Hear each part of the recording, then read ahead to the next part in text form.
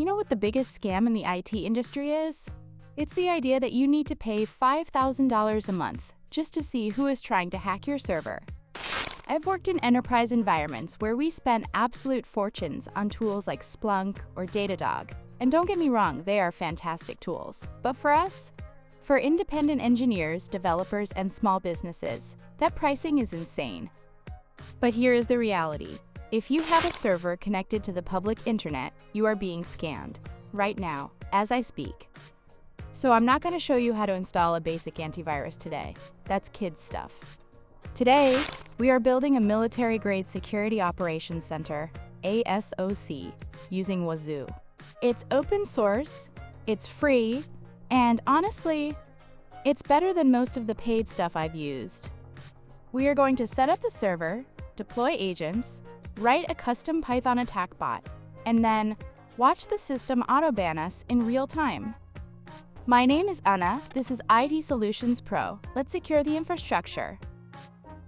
Before we touch the terminal, look at this. You need to understand the architecture, or you're just following instructions blindly. Wazuh works on a manager-agent model. The manager is the brain. It sits in your secure environment, crunching data and looking for patterns.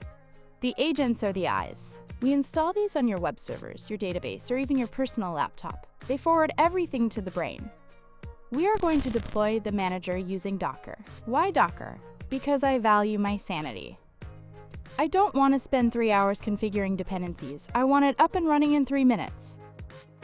All right, first things first. Let's set up our workspace. I'm going into my local disk E and creating a new folder here.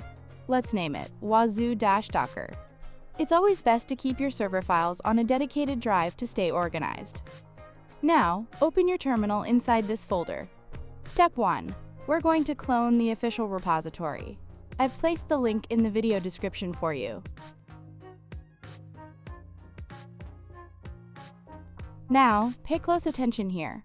We need to generate security certificates. Wazuh is extremely strict about encryption, which is a great security feature. The agents won't be allowed to communicate with the server without these valid certificates.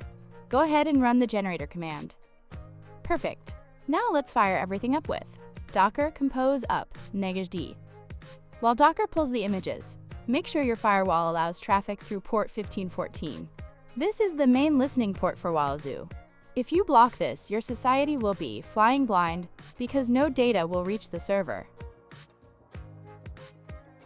First, head to HTTPS localhost. Don't panic when you see this red warning saying your connection isn't private or not secure. This happens because we are using a self-signed certificate for our local lab, and browsers don't trust it by default. It is perfectly safe here.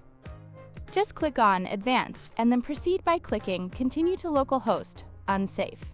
That will get us through. Now we need the keys. By default, the username is admin, and the password is secret password with a capital S and P. Let's sign in. And we are live. This is the dashboard. Right now, it's empty. A brain with no eyes. Let's fix that by adding an agent to this same machine. Click Add Agent. Select your OS. Put in your server IP. Then, copy this command key provided by the wizard.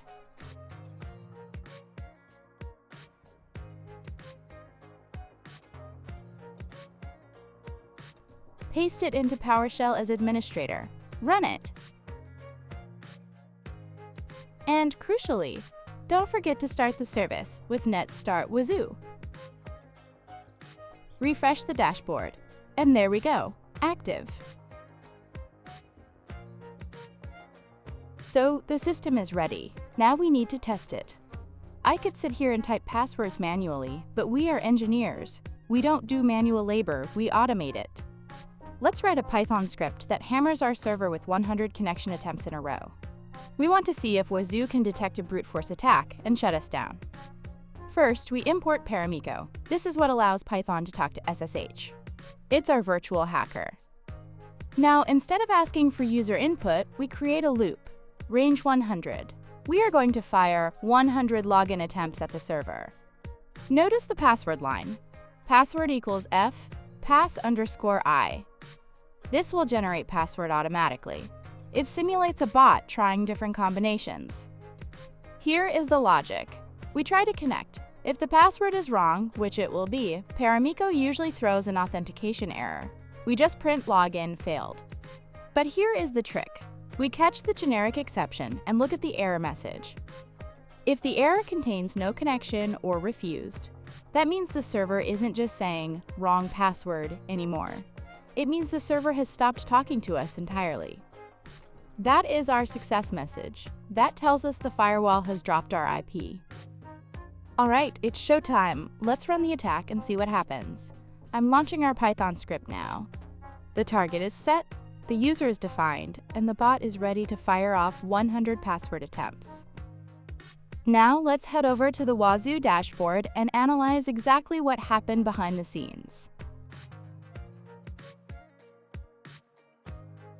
The default security rules missed our fast-paced attack, seeing only user log-off events.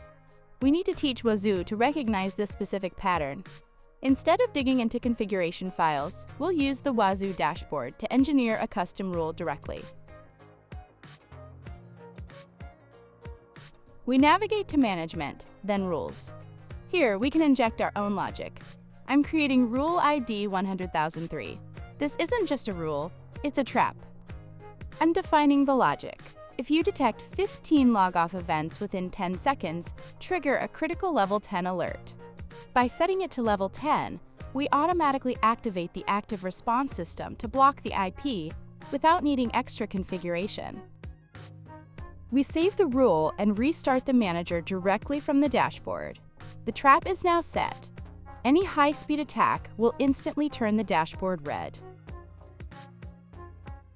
The trap is set. The manager has been restarted. Now let's launch the attack one last time against our server's local IP. Watch the terminal closely. The attack starts. The attempts are flying in. Look at that. Connection refused. The script didn't finish. It didn't stop because I canceled it. It stopped because the server kicked us out. The active response firewall rule just slammed the door shut. Now let's go to the dashboard to confirm exactly what happened. Why were we blocked? A critical level 10 alert. Massive log-off flood detected. Wazuh saw the pattern, triggered this rule, and because it's level 10, it automatically executed the block command we saw in the terminal. We have successfully built an automated defense system, from a simple agent to a custom-engineered rule that fights back. If you found this masterclass helpful, leave a like and subscribe to IT Solutions Pro. See you in the next project.